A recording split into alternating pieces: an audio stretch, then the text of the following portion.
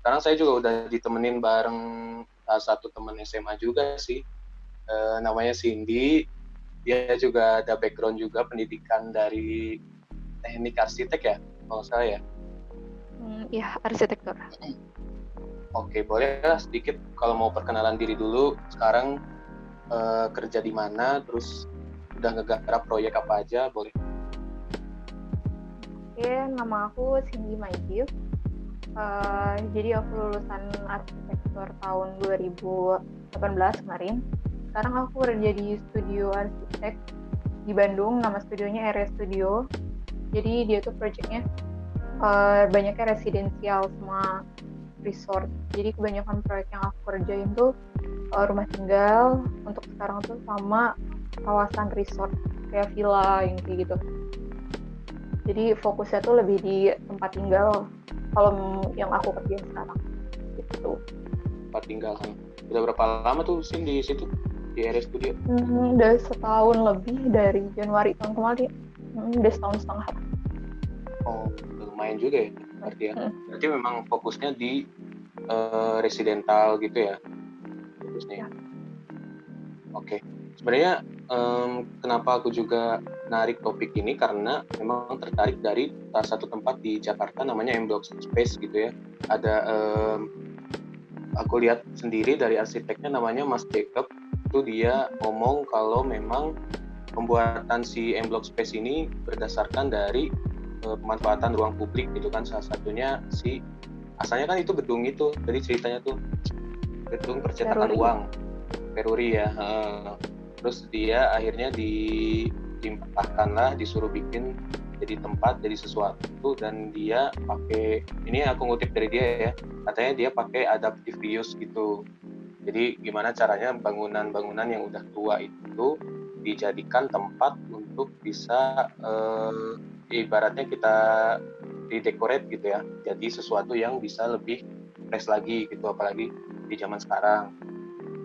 Dari perspektif kamu sendiri nih, seberapa penting sih sebenarnya pemanfaatan dari si bangunan-bangunan lama gitu, contohnya salah satunya kayak gitu tuh untuk sekarang ya, menurut kamu gimana?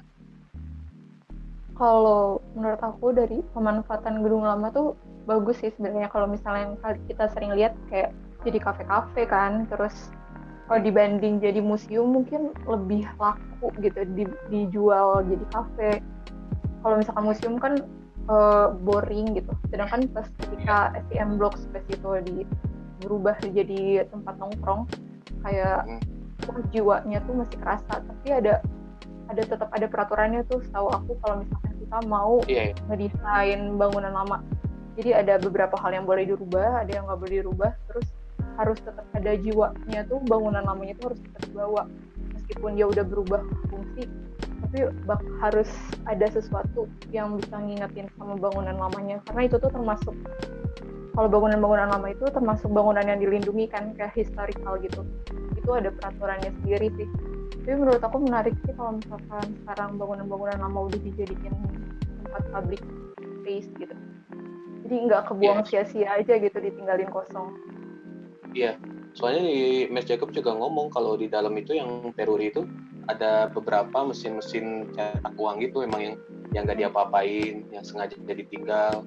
Jadi emang salah satu fungsinya itu juga ya, emang ada salah satu elemen yang kita nggak bisa ganti gitu.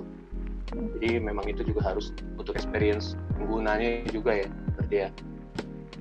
Betul. Terus rata-rata di sebuah kawasan kota tuh kayak bangunan lama tuh udah, jadi misalkan daerah ini khusus untuk fungsi ini, jadi nggak bisa tuh kita rombak total, misalkan si bangunan Peruri itu dihancurin misalkan terus tiba-tiba jadi bangunan modern, itu tuh nggak bisa, karena udah ada di konsep sendirinya kalau misalkan daerah itu memang dulunya ini dan kedepannya juga harus berkesinambungan gitu.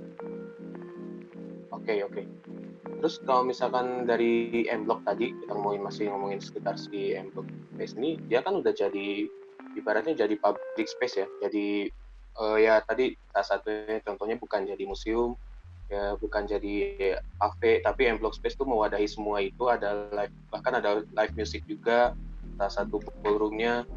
Nah itu tuh untuk sekarang ya, apalagi kalau kita lihat dari Bandung aja ya, untuk bikin sebuah tempat yang sama, yang mirip-mirip kayak gitu masih ada nggak kesempatannya? Apalagi kalau di Bandung sih masih banyak juga ya bangunan-bangunan tua juga yang otentik gitu. Gimana tuh kamu? Kalau public space sendiri nih ya, public space itu sebenarnya pengertian simpelnya adalah tempat di mana ruang itu tuh bisa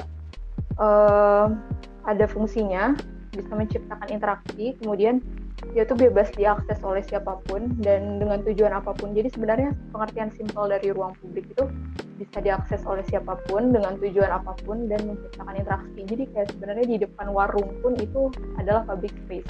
Oke. Dan tipologi public space tuh banyak sih sebenarnya, ada taman, ada jalan, trotoar, itu tuh public space. Dan kalau misalkan yang kita omongin sekarang kayak M Block space, mungkin itu ke kategori ruang untuk komunitas. Jadi ada suatu ruang yang dibentuk buat ngedatengin komunitas. Kalau public space yang kayak M Block space kayak gitu.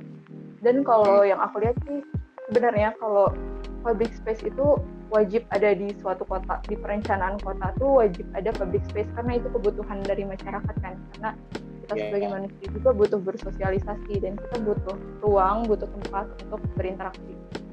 Nah, sebenarnya itu tuh sebenarnya tugas dari pemerintah buat nyediain public space. Nah, tapi kebanyakan rata-rata pemerintah masih banyak menemukan masalah dalam mengadakan public space, kayak jadi nggak urus.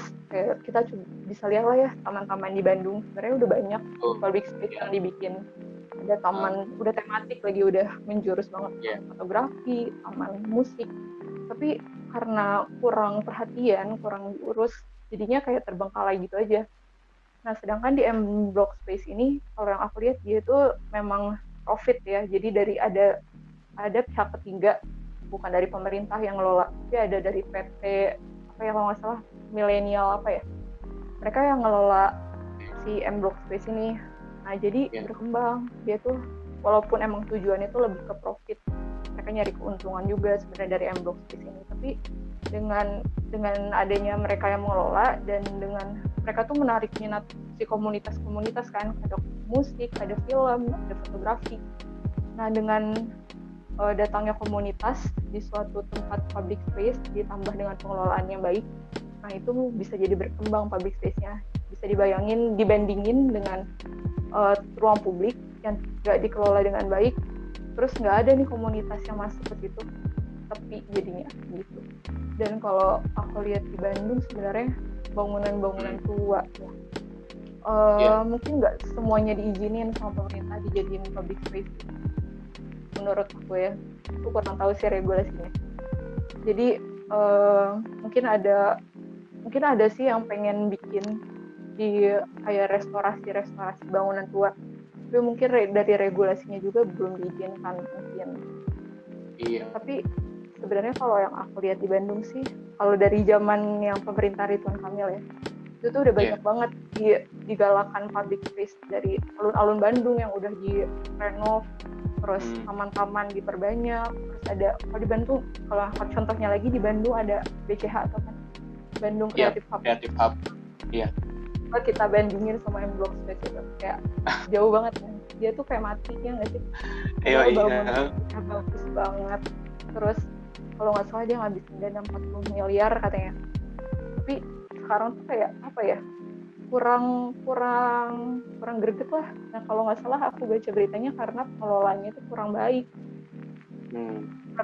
Sedangkan komunitas udah banyak, udah spesifik tujuannya, tapi nggak dikelola dengan baik juga, jadi kurang berkembang kayak gitu.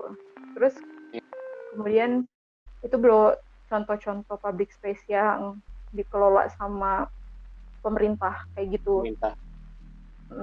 Sebenarnya lebih bagus kalau misalnya public space itu dikelola sama pihak ketiga, entah itu dari perusahaan atau dari komunitasnya sendiri. Kalau misalnya tahu micro library di taman Jalan Bima, terus alun-alun Cicendo. Iya, micro library ya. gitu? Itu tuh jadi ceritanya, aku cerita dikit sih ya. Ini tuh Boleh. public space. Dia si arsiteknya tuh pengen ngembangin komunitas daerah itu. Dia minta izin sama pemerintah buat ngebangun. Terus kebetulan cocok sama program pemerintah, jadi mereka bikin di situ.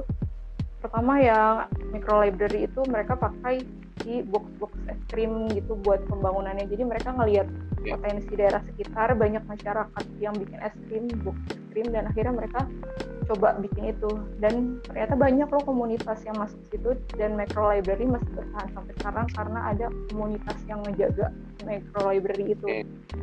Kemudian yang alun-alun Cicendo itu mereka bikin konsep, mereka juga lihat sekelilingnya itu orang-orang yang jualan besi, barang-barang bekas. Jadi mereka bikin alun-alun itu dengan konsep besi-besi karat. Nah, karena konteks si lingkungannya itu seperti itu. Dan itu juga bertahan karena ada komunitas yang jaga gitu sih. Jadi kalau menurut aku, kalau dari perancangan memang sudah pasti akan dilihat konteks daerahnya. Itu tuh emang cocok nggak dibikin temanya ini, terus tujuannya tuh menyasar siapa, terus harus undang komunitas juga yang buat ngejaga si tempat itu. Karena kalau nggak ada yang ngelola, ya sepi. Iya, sih. Tadi point out-nya bener banget, yang aku kepikiran juga yang Bandung Creative Hub itu, aku datang juga tuh pembukaannya tahun 2018 kalau nggak salah ya. 17 akhir atau 2018 ya. Oh iya, itu ada Pak RK juga kan, background-nya juga ada arsiteknya gitu, dan bangunannya udah eye-catchy. Kita anak Bandung juga udah naruh harapan tinggi gitu. Oke, di tempat keren banget. Dan secara fungsi juga mirip-mirip sih, soalnya kan ada ballroom-nya, bahkan ada untuk pemutaran film pendek juga ya waktu itu kan, ada gitu. Di bawah ada studio dance juga segala macam. Cuman ya balik lagi itu, makanya yang tadi aku mau ulik udah jawab juga. Jadi memang pentingnya tuh kita, salah satu poinnya adalah kolaborasi gitu untuk sekarang mungkin ya, karena tanpa hal itu memang nggak mungkin kita bisa nyiptain hal-hal kayak public space segala macamnya untuk bisa bertahan lebih lama lagi gitu.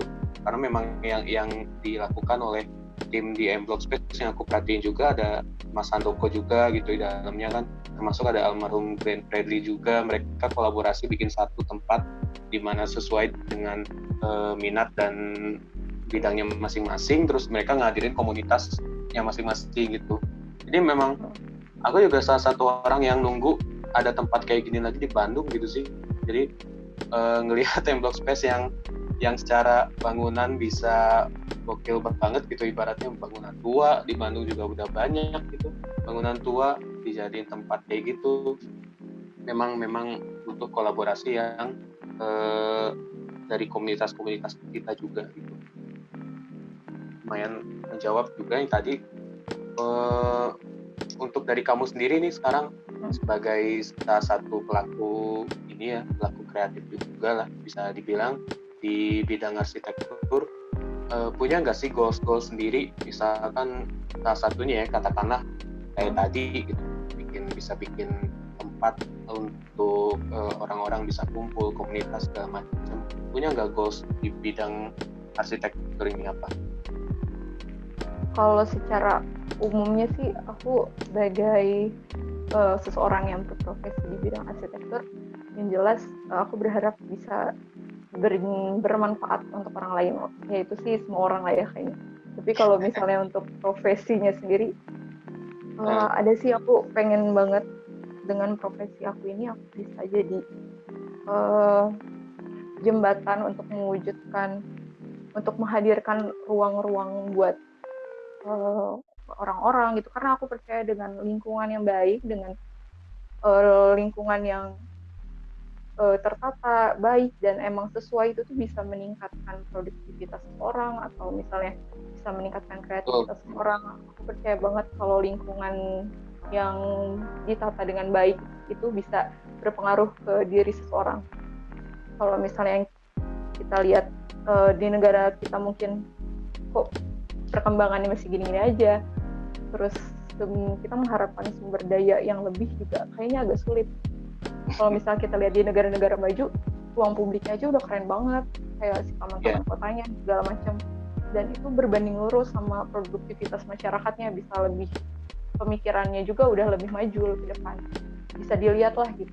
Nah aku berharap juga sih di Indonesia tuh, khususnya di Bandung lah ya, kita tuh bisa lebih lihat ke depan kalau misalnya investasi di ruang-ruang yang tertata dengan baik, ruang-ruang publik, itu tuh bisa bermanfaat banget loh, nggak cuma ngedesain bikin oh keren nih buat foto-foto, nggak cuma gitu doang, tapi itu tuh secara nggak langsung bakal ngaruh ke psikologis kita, lebih kreatif, lebih produktif, lebih nyaman untuk melakukan kegiatan gitu.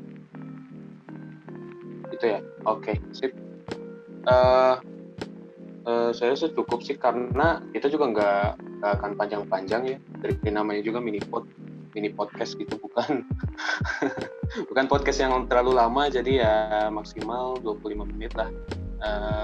Tadi udah kejawab juga, udah banyak kita ngomongin, lumayan lah ya, ruang publik di fenomenanya di Bandung itu. Apalagi aku sih berharapnya semoga generasi-generasi kayak kita ini bisa melek ya benar tadi apa yang diomongin gitu, jadi kita bisa kolaborasi bareng, bikin sesuatu lah intinya di Bandung gitu, untuk kita semua juga, untuk orang-orang juga makin nyaman, apalagi habis pandemi gini ya, mereka di luar juga kayak masih ragu-ragu gitu kan, ya semoga lah kita bisa kolaborasi bareng, bikin apa. Oke, cukup lah ya.